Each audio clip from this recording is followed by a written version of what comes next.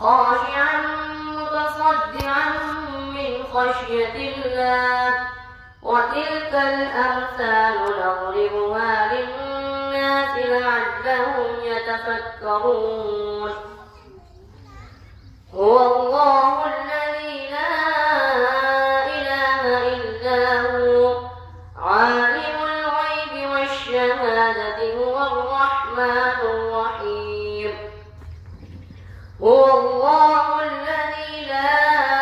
إله إلا هو الملك القدوس السلام المؤمن المهيمن العزيز الجبار المتكبر سبحان الله عما يشركون هو الله الخالق البارئ المصور له الأسماء الحسنى يسبح له ما في السماوات والأرض وهو العزيز الحكيم صدق الله العظيم ورحمة الله وبركاته.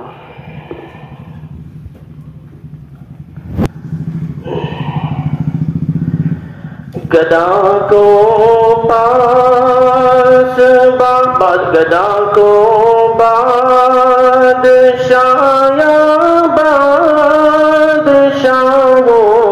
کو گدا کر دے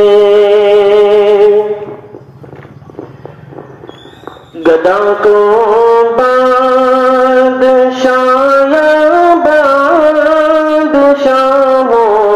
کو گدا کر دے گدا کو بادشاہوں کو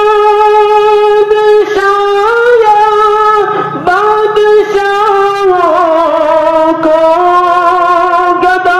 دے گدا کو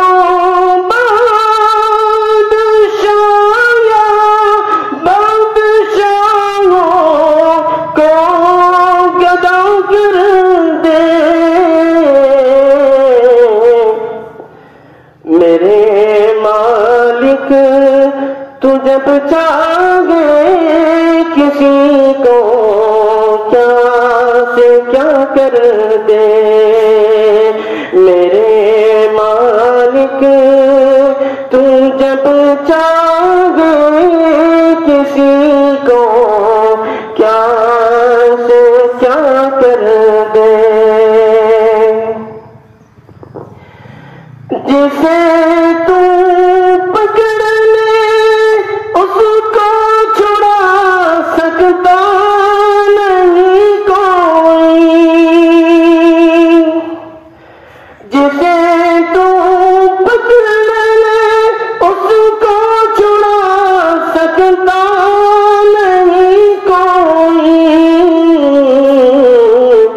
اسے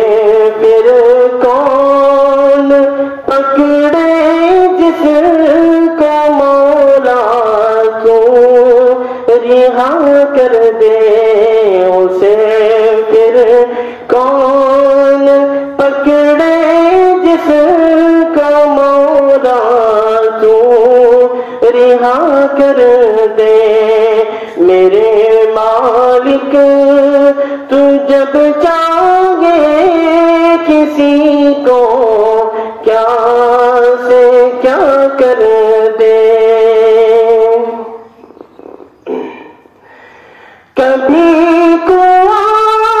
کبھی منڈی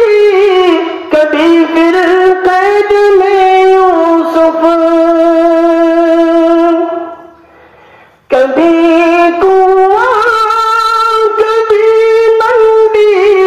کبھی پھر قید میں یوسف کبھی ایک مصر کا قیدی مصر کا بادشاہ کر دے کبھی ایک مصر کا قیدی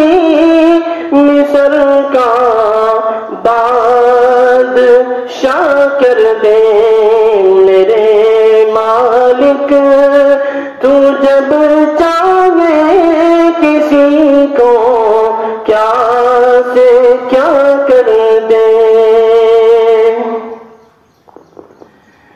میرے رب کی عنایت اور رحمت دیکھیے لوگوں، میرے رب کی عنایت اور رحمت دیکھیے لوگوں، کہ موسیٰ لینے جائے آگ پیغمبری عطا کر دے، کہ موسیٰ لینے جائے آگ پیغمبری عطا کر دے، گدا کو بادشاہ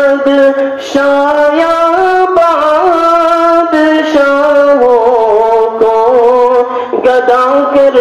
دے، میرے مالک تو جب چاہے کسی کو کیا سے کیا کر دے۔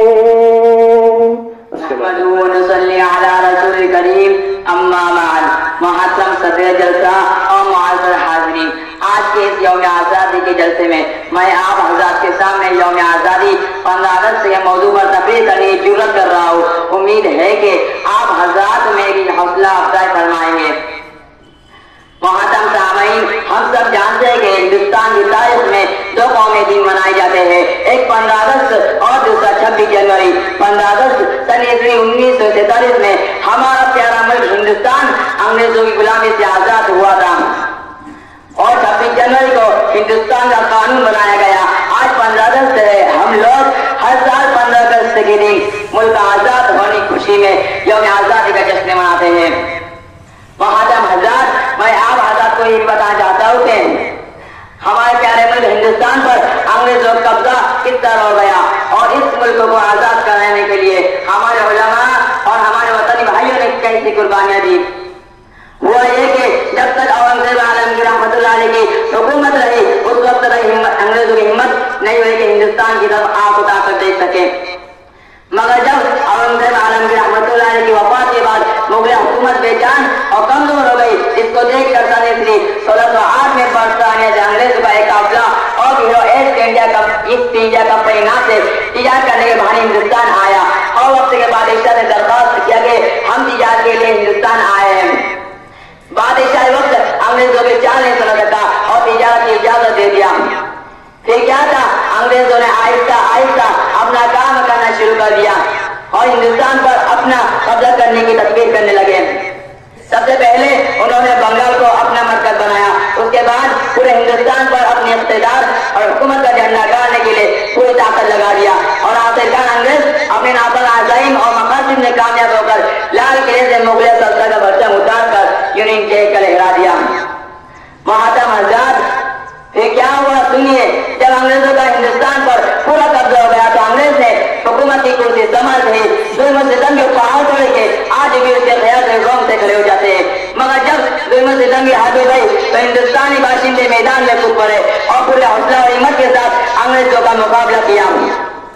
اسی زمانے میں حضرت مولانا شاہ عبدالعزیز ابن ولی اللہ محدث دہلوی نے سب سے پہلے جہاد کا فتویٰ دیا تھا۔ اس کے بعد ملک سے محبت رکھنے والوں نے پیارے ملک کی آزادی اور کے وقار کے لیے 3 مرتبہ میدان میں آ کر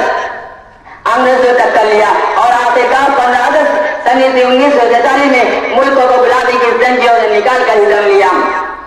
یہ سنگ گرا جو حائل ہے رستے سے ہٹا کر دم لیں گے، یہ سنگ گرا جو حائل ہے رستے سے ہٹا کر دم لیں گے، ہم راہ وفا کے رہے بڑے منزل پر جا کر دم لیں گے۔ محترم حضرات، میں آپ لوگوں کو یہ بھی بتانا چاہتا ہوں کہ ہمارے ملک ہندوستان پر محترم حضرات، میں آپ لوگوں کو یہ بھی بتانا چاہتا ہوں کہ وہ کون لوگ ہیں جنہوں نے ہندوستان کو آزاد کرانے کے لیے بہت زیادہ محنت اور بہت زیادہ قربانیاں دی۔ چنانچہ تاریخ گواہ ہے، آزادی کے ستاروں میں ٹیپو سلطان شہید شیخ ہند مولانا محمود حسن دیوبندی، شیخ الاسلام مولانا سید حسین احمد مدنی، مولانا عبد الرحمان سیہاروی، حافظ ضامن شہید مولانا محمد علی جوہر، امام الہند مولانا ابوالکلام آزاد،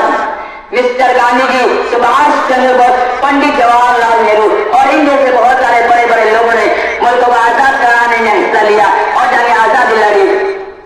محترم حضرات، ہمارے بزرگوں اور آزادی کے شہزادوں نے ایک ساتھ مل کر ملکوں کا آزاد کرایا اور تمام ہندو مسلم بھائیوں کو یہ پیغام دیا کہ ہر ہندوستانی باشندے کا فرض ہے اور یہ وقت کا تقاضا بھی ہے کہ ایک ہو کر اپنے پیارے ملک بھارت کی حفاظت اور ایکتا کو ترقی دلائیں، قانون اور انصاف کی حفاظت کے لیے فرقہ پرستوں اور دہشت گردی کی طاقت کے خلاف آواز اٹھائے اور دنیا والوں کو یہ بتلا دے کہ مذہب نہیں سکھاتا آپس میں بیر رکھنا، مذہب نہیں سکھاتا آپس میں بیر رکھنا، ہندی ہے ہم وطن ہے ہندوستان ہمارا، ہمارے پھول کو گل کہتے ہیں، گل کو ہم گلاب کہتے ہیں، پھول کو گل کہتے ہیں، گل کو ہم گلاب کہتے ہیں۔ کچھ اظہار خیال سے پہلے ہم آپ کو سلام کہتے ہیں۔ السلام علیکم ورحمۃ اللہ وبرکاتہ۔ ابھی مولانا اسلم صاحب بریانی کی مثال پیش کر رہے تھے کہ کچھ چاولوں کو چیک کر لیا جاتا ہے اور اندازہ کر لیا جاتا ہے کہ بریانی کیسی بنی ہے۔ اس کو ہمارے استاد محترم حضرت مولانا رشید احمد قیاد رحمۃ اللہ علیہ بڑے اچھے انداز میں بیان کرتے تھے کہ ہم لفافہ دیکھ کر خط کا مضمون پڑھ لیتے تھے۔ تو ماشاءاللہ اس موقع پر جو ہم نے پروگرام کی شکلیں اور جھلکیں دیکھی ہیں تو ایسا محسوس ہوا کہ مدرسے کا ایک بچہ جنگ آزادی کے اس اور آزادی ہند کے اس پر رونق موقع پر 15 اگست کے اس با رونق اجلاس پر بہت زیادہ حشاش بشاش معلوم ہو رہا ہے، اور اس کے پیچھے منتظمین مدرسہ اراکین مدرسہ کی جو محنتیں کار فرما ہیں اس کا اظہار خود بخود ظاہر ہو رہا ہے۔ اب اس موقع پر میں آپ کو ایک بات پیش کرنے کی کوشش کروں گا، وہ یہ ہے کہ آپ کو معلوم ہونا چاہیے کہ ہمارے ملک کی آزادی کا اصل جو آغاز ہوا وہ 1750 کے اندر ہوا ہے۔ یہ اس لیے بات کہنا پڑ رہی ہے کہ بعض مرتبہ ایسا ہوتا ہے کہ ہمارے اپنے پڑھے لکھے لوگ بھی اس آزادی کی مہم کو یہ سمجھتے ہیں کہ اس کا آغاز 1857 میں ہوا ہے، لیکن بات اصل یہ ہے کہ اس کا اصل آغاز 1750 میں نواب سراج الدولہ سے ہوا۔ تو یہ بات اس لیے کہنی پڑ رہی ہے کہ ہم طالب علموں کو اور مدارس سے تعلق رکھنے والے اہل علم حضرات کو تاریخ کا مطالعہ مزید گہرائی کے ساتھ کرنا چاہیے، اس سے حوصلہ ملتا ہے۔ اور قرآن کریم کی وہ آیت وَلَمَّا رَأَى الْمُؤْمِنُونَ الْأَحْزَابَ قَالُوا هَذَا مَا وَعَدَنَا اللَّهُ وَرَسُولُهُ وَصَدَقَ اللَّهُ وَرَسُولُهُ وَمَا زَادَهُمْ إِلَّا إِيمَانًا وَتَسْلِيمًا۔ اس آیت کریمہ کی روشنی میں ہم اہل قرآن کو، مدارس میں پڑھنے پڑھانے والوں کو مزید ایک عوام کی بہت بڑی لمبی رہنمائی کرنی ہے۔ ملک کے موجودہ حالات میں ہم اہل مدارس پڑھنے پڑھانے والوں کی ذمہ داریاں کچھ بڑھ جاتی ہیں، وہ اس لیے کہ ہم شیخ الاسلام کے، ہم شیخ الہند رحمۃ اللہ علیہ کے وارث ہیں۔ ہمارے شیخ الہند رحمۃ اللہ علیہ کی اگر ہم کارگزاری دیکھیں گے، مولانا ابوالکلام آزاد کی کارگزاری دیکھیں گے تو تقسیم کے وقت ایک قافلہ وہ تھا جو پڑوس ملک کے لیڈر کو ہار پہنا رہا تھا، اور وہ ٹرین کا پہلا ڈبہ تھا، اور ٹرین کا آخری ڈبہ وہ تھا جب مولانا ابوالکلام آزاد تھے، ان پر پتھر کی بارش برسائی جا رہی تھی۔ ہماری آزادی میں اتنی قربانیاں ہیں کہ اگر اس قربانی کا جائزہ لیا جائے تو ایک مورخ لکھتا ہے کہ جس وقت ہم کو مالٹا کی جیل میں اور کالے پانی میں قید و بند کیا گیا تو علماء کی حالت اور کیفیت یہ تھی کہ ہم کو ایک ایسے قفس میں، یعنی ایسے پنجرے میں بند کیا گیا جو سلاخوں سے بندھا ہوا تھا، یعنی اس کے اندر کیڑے لگے ہوئے تھے۔ اگر ہم اپنی پیٹھ کو ٹیکا دینے کی کوشش کرتے تھے تو وہ سلاخیں ہماری پیٹھ میں چبھتی تھی، اگر ہم بیٹھنے کی کوشش کرتے تھے تو کمر میں چبھتی تھی، نکلنے کی کوشش کرتے تھے تو پیٹ میں چبھتی تھی۔ نتیجہ یہ تھا کہ ہماری آنکھوں سے آنسو بہتے تھے اور ہمارے پیروں سے خون کے قطرے نکلتے تھے، ہاتھوں میں ہتھکڑیاں تھی، پیروں میں بیڑیاں تھی۔ یہ علماء کرام کی قربانیاں ہیں۔ اس لیے میرے پیارے عزیز طلباء، میں آپ سے اس موقع سے درخواست کروں گا کہ آپ کو مدرسے کے اوقات کے علاوہ جو خارج وقت ملتا ہے، صبح چھٹی کے بعد रात में सोने से पहले तो इन खारिज औकात में आप खारजी किताबों का मुताला कीजिए। हमारे असातिज़ा हमको ये कहते थे कि अगर आप मुस्तकबिल में कुछ करना चाहते हैं, कुछ बनना चाहते हैं, तो अपने मदरसे के फारिग औकात को इस्तेमाल कीजिए। आज हम आपके सामने खड़े हैं, आपके असातिज़ा अपनी कारकर्दगी को जो आपके सामने पेश करते हैं, ये तालिब इल्म की मेहनत का नतीजा है। वरना कहाँ हम और कहाँ ये लिखते हुए ए नसीब में सुबह तेरी मेहरबानी है। मैं ममनून व मशकूर हूँ इंतजाम मदरसे के मोहतमीम हजरत मौलाना नासिर साहब दामत बरकातुहुल आलिया, आपके तमाम असातिज़ा, इस मदरसे की कमेटी का कि आपने आजिज़ को कुछ कहने का मौका दिया। इन्हीं दो बातों पर मैं अपनी बात को खत्म करता हूँ। व आखिर दावाना अल्हम्दुलिल्लाहि रब्बिल आलमीन। सुब्हानल्लाहि व बिहम्दिही सुब्हानल्लाहिल अज़ीम। रब्बना ज़लमना अनफुसना व इल्लम तग़फिर लना व तरहमना लनकूनन्ना मिनल ख़ासिरीन। وإن لم تغفر لنا وترحمنا لنكونن من الخاسرين وإن لم تغفر لنا وترحمنا لنكونن من الخاسرين رب اغفر وارحم وأنت خير الراحمين رب اغفر وارحم وأنت خير الراحمين أنت ولينا فاغفر لنا وارحمنا وأنت خير الغافرين